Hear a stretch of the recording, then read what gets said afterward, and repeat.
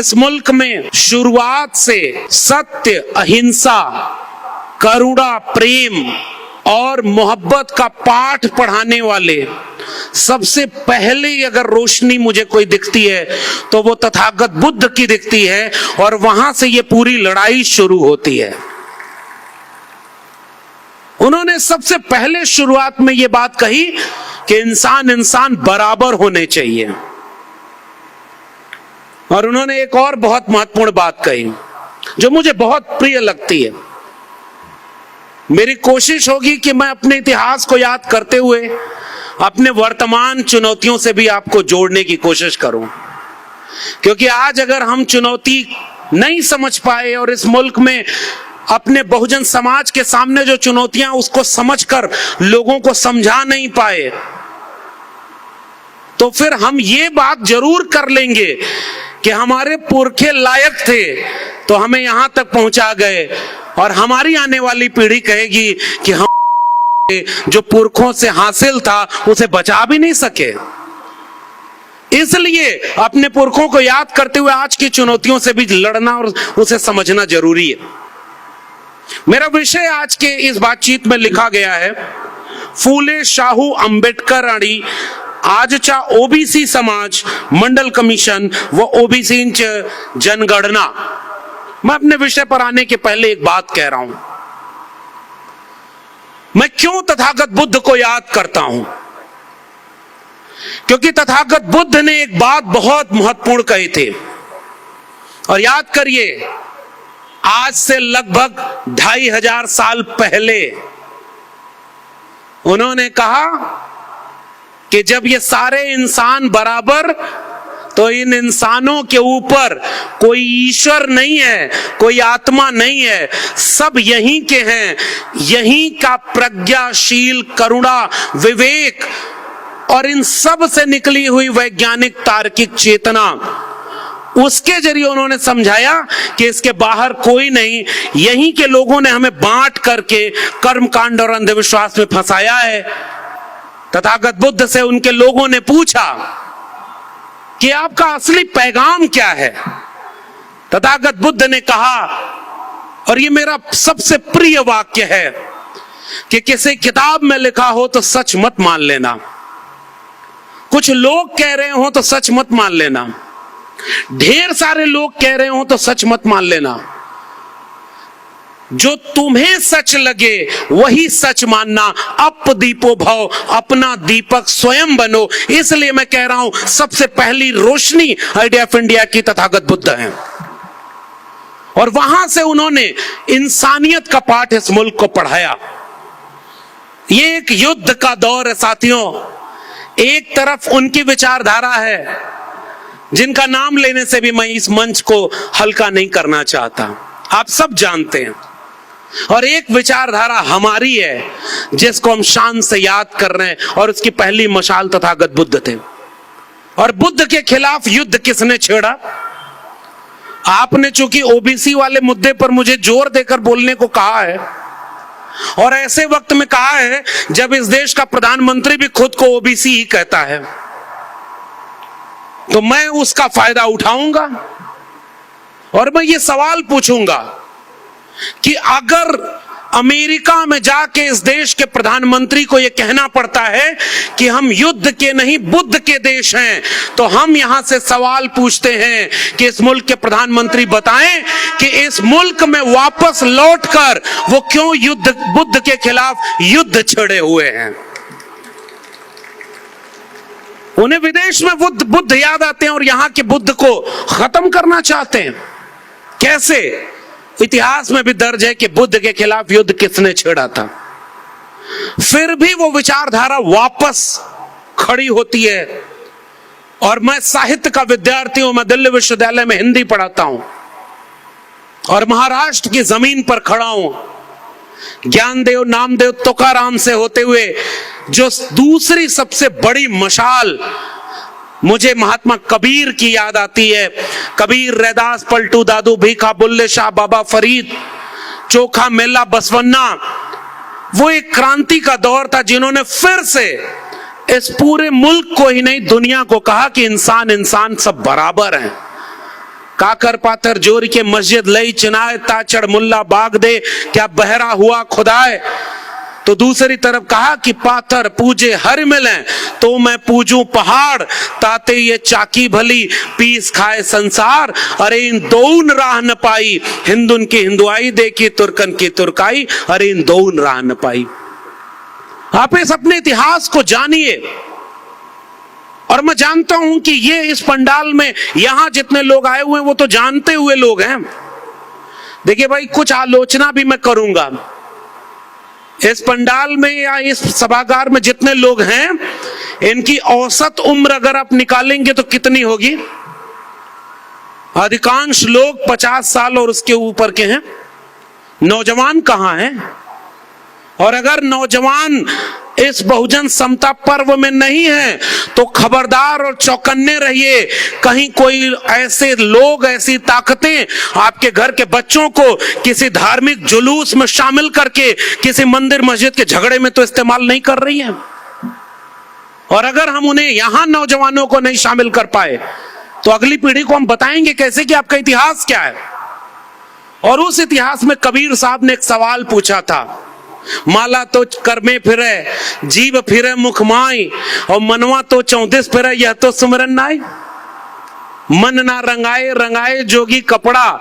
मेरा पुश्तैनी गांव उत्तर प्रदेश में है, और उत्तर प्रदेश में जानते हैं ना इस समय राम राज्य आया हुआ है। आपके यहां महाराष्ट्र में तो सामाजिक और सांस्कृतिक आंदोलन बहुत मजबूत है। मैं दूसरी बार चंद्रपुर आया हूं।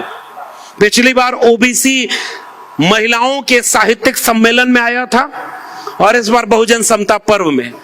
तो आपके बीच में जब मैं आता हूं तो लगता है कि इस मुल्क में सामाजिक सांस्कृतिक आंदोलनों का बहुत अच्छा वक्त चल रहा है। और कल है बाबा साहब की जयंती। एक बात बहुत महत्वपूर्ण मैं कहना चाहता हूं इस चंद्रपुर की जगह से, कि जश्न और जयंती में कल लाखों लोग इस मुल्क की सड़कों पर होंगे। इस मुल्क की सड़कों पर रैलियां निकाली जाएंगी, शोभा यात्रा निकाली जाएगी, और लाखों लाख लोग जो डॉक्टर अंबेडकर को अपना नायक मानते हैं वो इस मुल्क की सड़कों पर होंगे। लेकिन मैं एक बात कहता हूं कि उनमें से सारी पुलिस हटाकर देख लेना, एक पत्थर और एक उत्तेजक नारा भी पूरे देश में कहीं नहीं लगेगा, क्योंकि अंबेडकर को मानने वाले लोग कभी हिंसा नहीं करते, वो मोहब्बत का पाठ पढ़ाने निकलेंगे। और इसी मुल्क में आप जाकर पूरे देश में देखिए, और मेरे उत्तर प्रदेश बिहार में धर्म के नाम पर जो रैली निकाली जा रही है उसमें रोज दंगा हो रहा है। ये कैसा धर्म का देश आप बनाना चाह रहे हैं? और तब मैं वापस अपने इतिहास को याद कर रहा हूं, और इस पंडाल से इस बात को बाहर ले जाने की और उन नौजवानों को बताने की जरूरत है कि बुद्ध के बाद मैंने कबीर का अगर जिक्र किया तो वो इसलिए किया कि कबीर साहब ने इस विरासत को समझा था कि ये धर्म के नाम पर लड़ाने वाले लोग आपके बच्चों से आपका हक छीन रहे हैं। वो चोर चोरी करने जब आता है तो कहता है ना, कौवा कान लेके भाग गया, तो आपकी अविवेकी भीड़ तुरंत कौवे के पीछे चली जाती है। हमने अगर विवेक और चेतना संपन्न नहीं किया, और जिन पुरखों को हम याद करते हैं उन्होंने हमें प्रज्ञाशील करुणा और बुद्धि विवेक दिया कि कोई अगर झूठ से दूसरी तरफ दिखाए तो सच से अपने सच और हक की तरफ देखना। उन शख्सों का नाम है फूले, अंबेडकर और पेरियार। उन्होंने सच से हमें रूबरू कराया, और वो सच से रूबरू कराने का इतिहास कबीर साहब का भी है। और कबीर साहब ने कहा कि तुम कत बाभन हम कत शूद, और हम कत लोहू तुम कत दूध। एक बूंद ते सब उत्पन्ना, कौन बाभन कौन सूदा। तो जो anti caste movement Tathagata Buddha के यहां से चला था, वो एंटी कास्ट मूवमेंट 13वीं 14वीं 15वीं शताब्दी में इस आइडिया ऑफ इंडिया में फिर से एक आकार लेता है। वो क्या कहते हैं वहां कि भाई पूजी विप्रशील गुणहीना। रामचरितमानस वाला विवाद आप लोग सुने कि नहीं?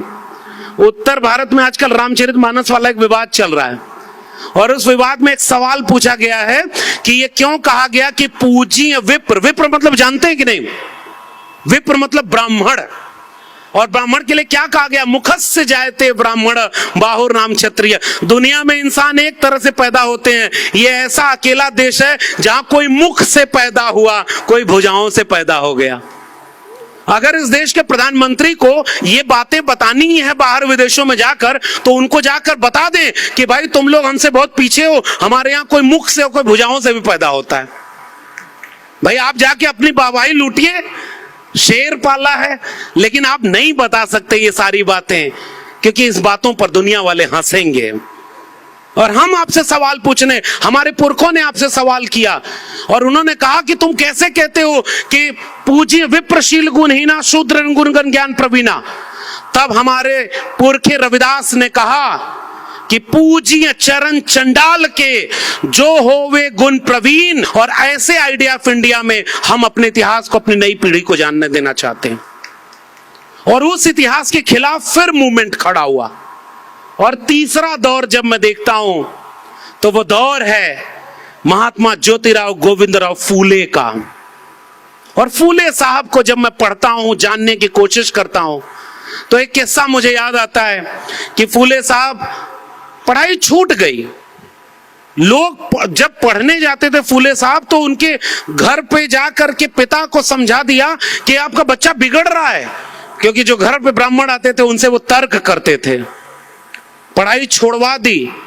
फिर दो लोग मिले, उन्होंने फिर से फूले साहब का नाम लिखवाया, पिताजी को समझाया। फूले साहब ने पढ़ाई की, फ्रेंच रिवॉल्यूशन और अमेरिकन रिवॉल्यूशन की किताबें पढ़ी, ज्ञान विज्ञान को पढ़ा समझा, और उसके बाद एक किताब कायदे की लिख दी, गुलामगिरी, कि गुलामों को गुलामी का एहसास करा दो, अपनी बेड़ियां वो खुद ब खुद तोड़ लेंगे। और इसलिए महात्मा फूले ने कोशिश क्या की, वो 18वीं शताब्दी का दौर, और महाराष्ट्र के लोगों, हमारे हिंदी साहित्य के इतिहास में दो नवजागरण पढ़ाया जाता है, एक बंगाल का नवजागरण और दूसरा महाराष्ट्र का नवजागरण। बंगाल के नवजागरण को ऐसे पढ़ाया जाता है कि जैसे सबसे प्रमुख वही है, और महाराष्ट्र के नवजागरण को इसलिए नहीं पढ़ाया जाता क्योंकि महाराष्ट्र के नवजागरण ने सबसे महत्वपूर्ण सवाल जो इस देश का था, एंटी कास्ट मूवमेंट का सवाल था, उसको एड्रेस कर रहा था। इसलिए आइडिया ऑफ इंडिया में महाराष्ट्र के नवजागरण को बाहर कर दिया गया, फूले साहब को सिलेबस में नहीं रखा गया, बाबा साहब की किताबें नहीं पब्लिश कराई गई। और ये आखिरी बात इस पूरे आइडिया ऑफ इंडिया की मेरी है कि जब फूले साहब ने शिवाजी पर लिखा शिवाजी का पंवाड़ा, किसान के ऊपर लिखा किसान का कोड़ा, और उससे आगे बढ़कर के तृतीय रत्न से लेकर के तमाम किताबें लिखी और क्रांति का आगाज किया, दुनिया में सोने की चिड़िया कहकर के अपने पीठ थपथपाने वाले लोग, इस मुल्क को आज एक धर्म के रंग में रंगने वाले लोग मेरी इस बात का जवाब दें कि फूले साहब और उनके साथ में पहले उन्होंने सावित्रीबाई फूले को तैयार किया, पढ़ाया लिखाया, और उन दोनों ने मिलकर जब पहला स्कूल खोला तो उस स्कूल खोलने के खिलाफ कौन लोग खड़े थे? कौन थे जो सावित्रीबाई फूले पर पत्थर फेंक रहे थे? कौन थे जिनके कहने पर ज्योतिबा फूले और सावित्रीबाई फूले को घर से निकाल दिया गया? पिता को किसने भड़काया कि या तो तुम अपना स्कूल चुनो या अपना घर चुनो? महात्मा फूले ने अच्छा पुत्र होना नहीं चुना, उन्होंने अपने इस आइडिया ऑफ इंडिया को एक अच्छा शिल्पकार होना चुन दिया, घर छोड़ दिया और अपने स्कूल की लड़ाई को आगे बढ़ाया। वो है आइडिया ऑफ इंडिया का सबसे महत्वपूर्ण अध्याय। और अगर वो स्कूल न खुला होता, अगर वो पत्थर सावित्रीबाई फूले ने न सहा होता, तो आज हम जैसे लाखों लाख नौजवान इस मुल्क के निजाम के सामने खड़े होकर आंख में आंख मिलाकर ये नहीं कह रहे होते कि इस वक्त के निजाम और हुक्मरान बिरसा, फूले, अंबेडकर, पेरियार के सपनों का भारत नहीं बनने देना चाहते। हमारे पुरखे लायक थे, इसलिए हम यहां खड़े हैं।